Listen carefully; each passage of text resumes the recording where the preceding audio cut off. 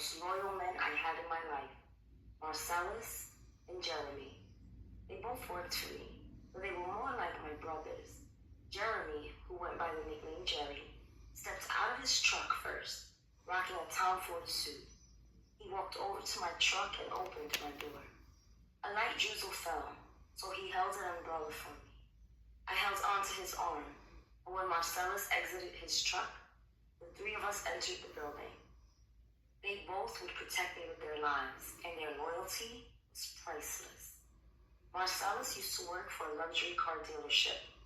I knew he was a lyrical beast with great potential when I saw him moving cars to dope boys who didn't have an ounce of credit. Jeremy was a kingpin in the dope game. He barely missed an indictment, but witnessing how thorough he ran his organization, I knew he'd be a good corporate thug. He brought a different energy to the office environment. Everybody respected him. I entrusted them to run the company in my absence.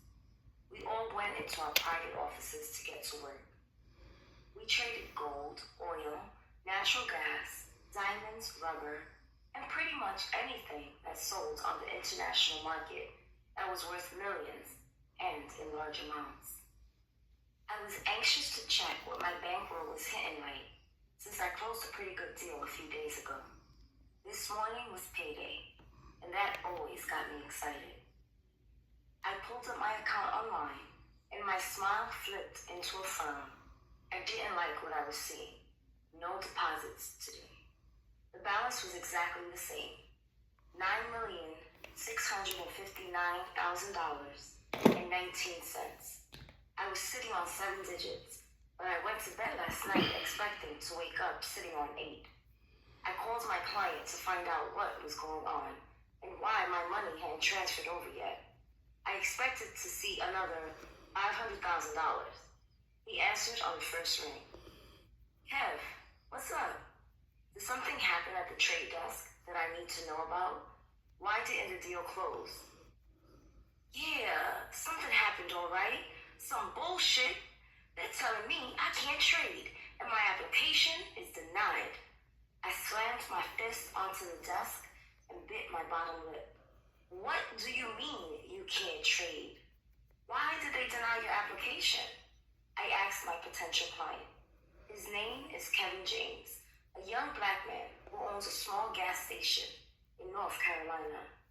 Because, well, they said I don't have enough assets. I'm looking at your bank statement right now. You're the CEO of a company worth over $10 million. You're only trading with less than $1 million. You have more than enough money. What the hell are they talking about?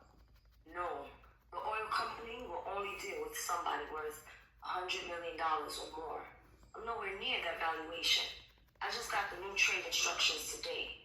Looks like I'm out. Even though I'm only spending less than 10% of that, they've made the requirements impossible. That doesn't make any sense. It's the stupidest rule I've ever heard of. Okay, Kevin, let me find out what's going on and I'll call you back. I'll figure something out. I ended the call and immediately announced to my staff that we were having a meeting. They piled into my office. Hey guys, I said to the 8 of them. We got some serious work to do. We've been setting up trades for folks for months now. We've introduced more African Americans to the world of commodity trading than any other company. We've made many of our brothers and sisters rich beyond their dreams. Thanks to you guys, we've done some beautiful things together. But there's another side to this, something I do not like. I've noticed now that since more minorities are getting involved in these types of deals, the requirements have gotten damn near impossible. They're pushing us out. And you guys know me. I am not going to let that happen. So, here's the deal. Anyone who calls us looking for assistance in qualifying for a trade deal, put them through to me. If the deal closes, you get 15% automatically. I raised the commission by 5%. We were used to closing deals that hit around $500,000. So my employees easily saw $50,000 checks on a weekly basis. Sounds good to me, Marcellus said, rubbing his hands together.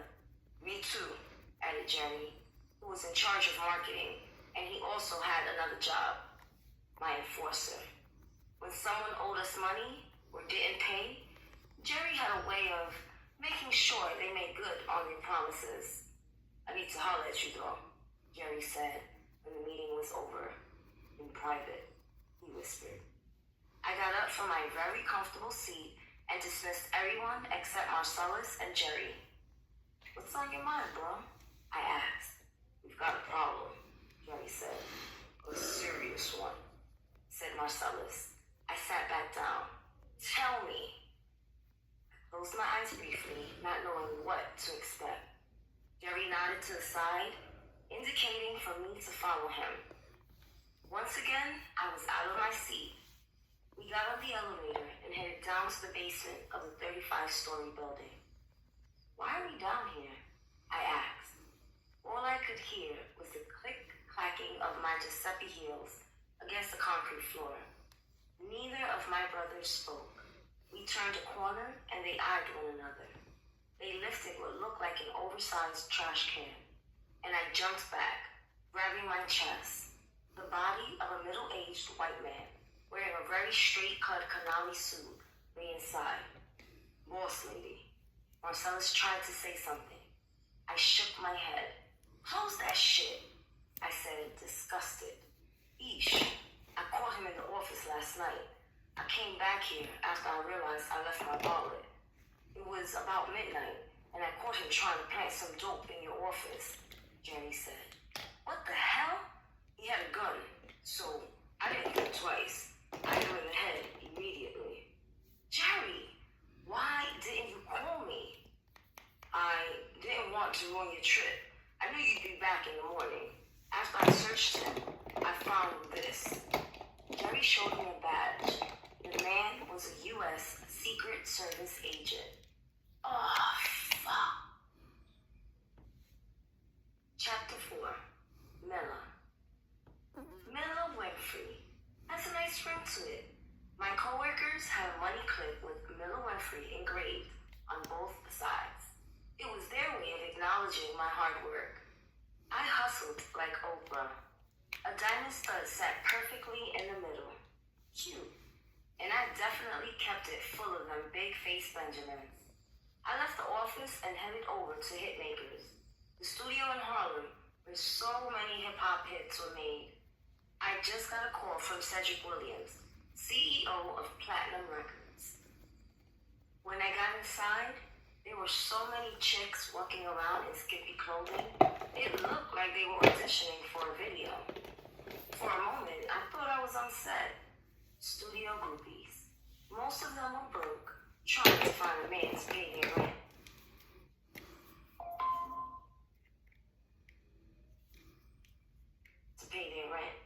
I had the opportunity to use my goodies come up, but I found that using my brain led to better opportunities and monetary stability.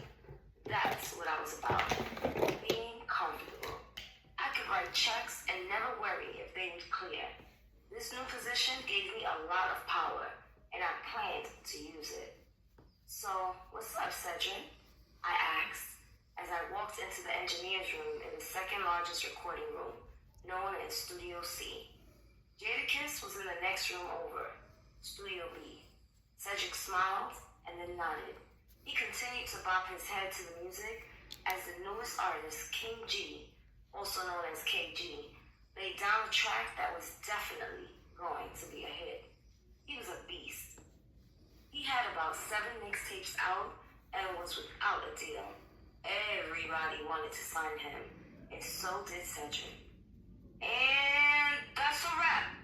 The producer cut the track, and King G took his headphones off. He then walked out of the booth and gave Cedric and the producer a pound. The producer bounced, leaving just the 3 of us. KG was very handsome. He was about 6'2", covered in tattoos, and caramel toned. He kept himself in shape. Fine was an understatement. But I'd seen many of his type, and they were all interested in the same type of girls, dots. So I didn't even bother taking a third look. King G, this is Miller Davis.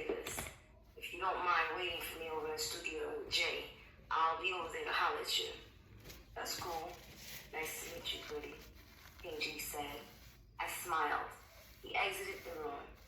So, what do you need, Big said? I asked.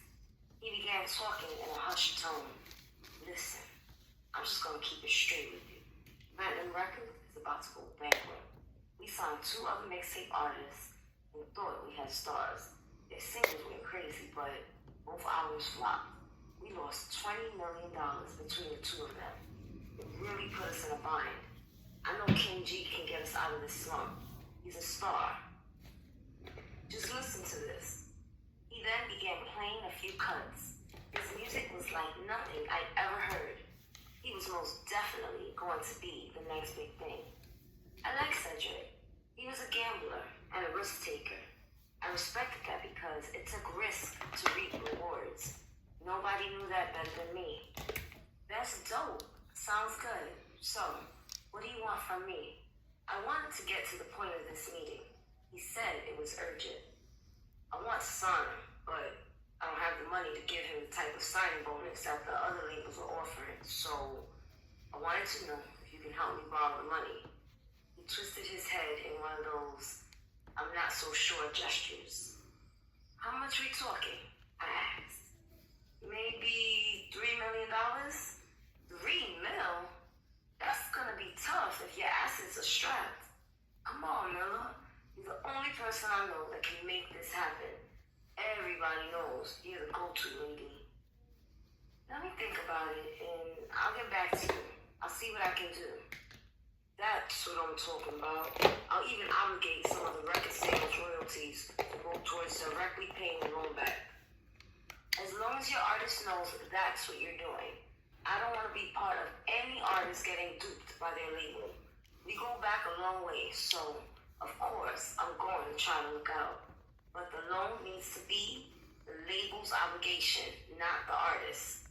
Follow that, Miller. I'll have the lawyers draw everything up and make sure we're good. That's my girl. But you know, I need a little something to get started because I have to make certain arrangements. I'll also need all of your financials. I'll email everything over to you. No, mail it to me at this address. I then handed him a card.